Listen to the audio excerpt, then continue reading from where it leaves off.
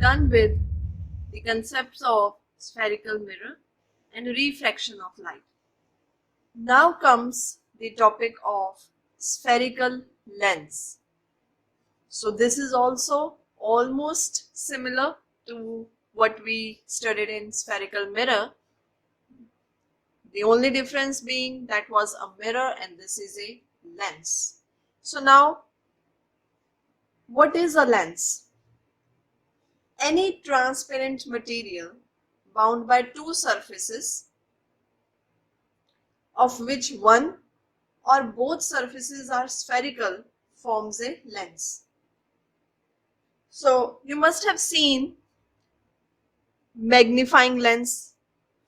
For example, in many movies we often watch that a detective often sees very tiny objects using a glass, a round glass with a stick in his hand, via which he often magnifies the details.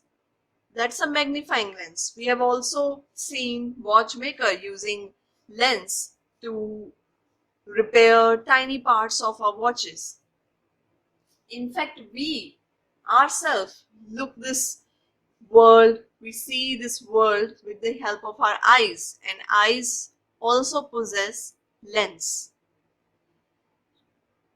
When we go for eyes checkup and doctor asks us to go for certain kind of glasses, in those glasses also we get particular type of lens.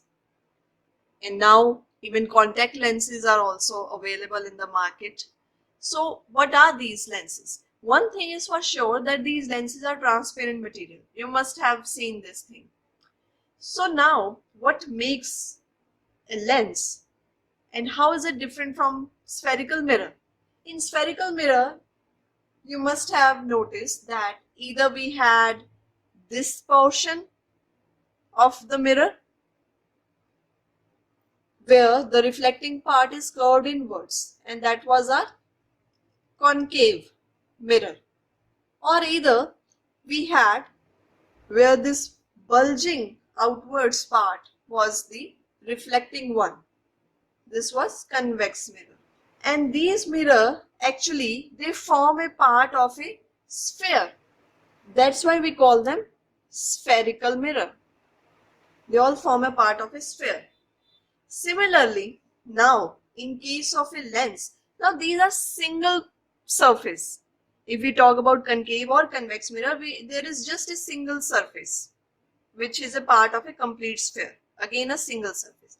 But lens is formed with two surfaces. We need two surfaces. And now those surfaces can be any, but at least one of the surface should be spherical. That is the requirement. We can have one side plane and the other side spherical. That is also possible. One side plane and the other side spherical. This is also possible. Or both surfaces spherical. So, a transparent material bound by two surfaces of which one or both surfaces are spherical forms a lens. Now here you can see that this portion, if we see the light would come from here, this forms a part of a convex mirror. Similarly, here also we can say it's a convex mirror. Moreover, here you can see, if you look, if light comes from here, this portion feels like a convex mirror, whereas this portion, because light would enter in, we have studied the concept of refraction, and these are basically glass. The material is glass. So obviously light would enter inside, but it will not follow the same path, it will deviate from its normal path. But still, here if we say the light entering this portion is mostly like a convex mirror, and if it's hit this part, then this you can see the curved inward part looks like a concave mirror. Similarly, here if you see that if the light comes here, this is like a concave mirror.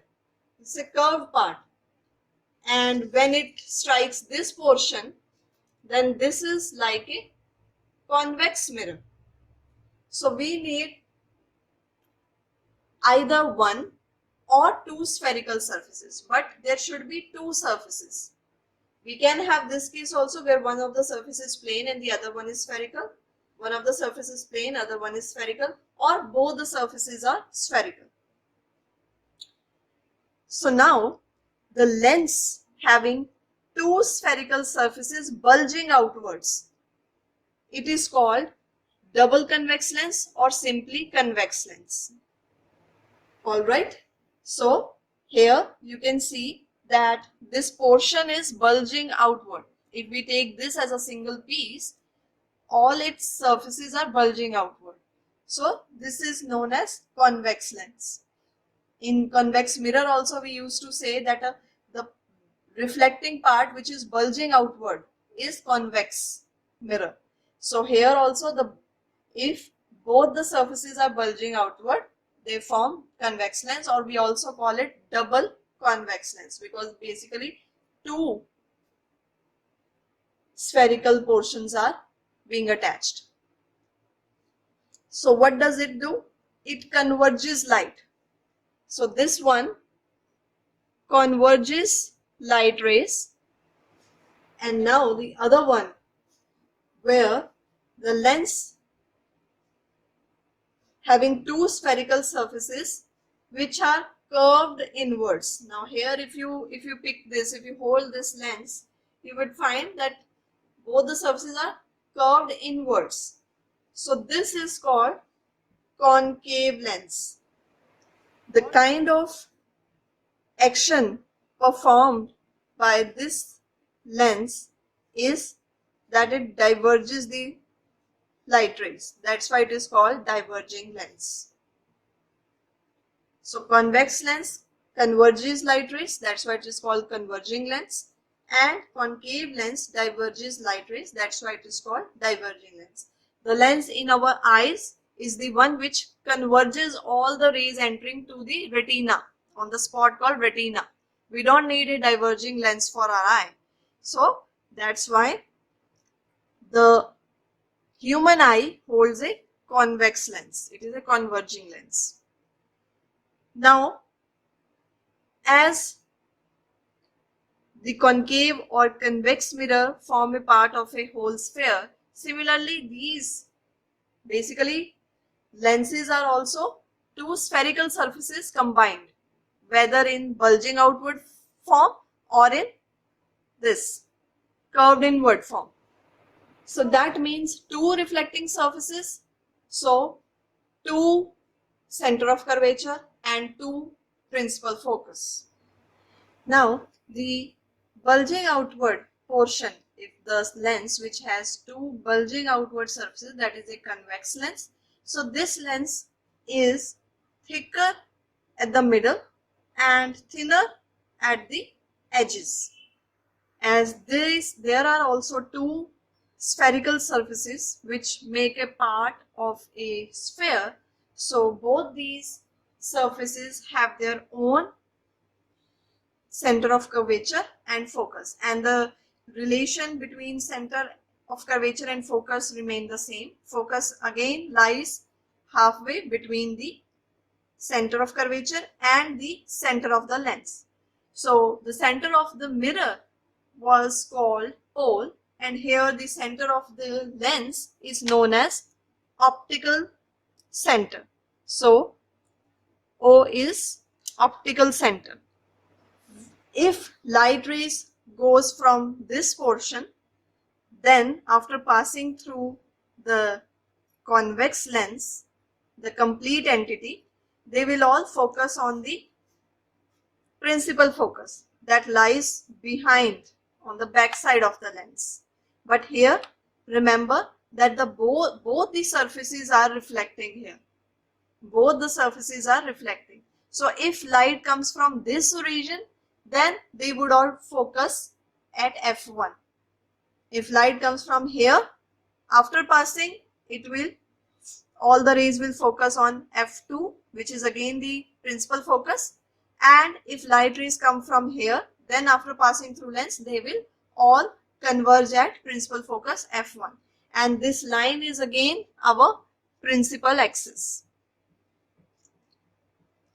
So a convex lens has an optical center, a principal axis again passing through the center of the lens, and two center of curvatures because two spherical surfaces are involved, and thereby two principal focuses. And the effective diameter of circular outline, this circular outline, the effective diameter of circular outline of a spherical lens is called aperture. So this portion, that will be our aperture. And now this other one is our concave lens, the lens in which both the spherical surfaces are curved inwards, then that is called concave lens. Concave lens is thinner at the middle and thicker at the edges. Since again there are two spherical surfaces involved and they all form a part of a big sphere, so concave lens also has an optical center, which is the center of this whole portion, and two center of curvatures lying on both the sides, and two principal focus lying on both the sides, and the principal axis which passes through the middle. If you see that the light rays, if they come from this side, being a diverging lens, so its duty is to diverge rays. So it will diverge the rays, but they would appear to be diverging from focus on this side itself.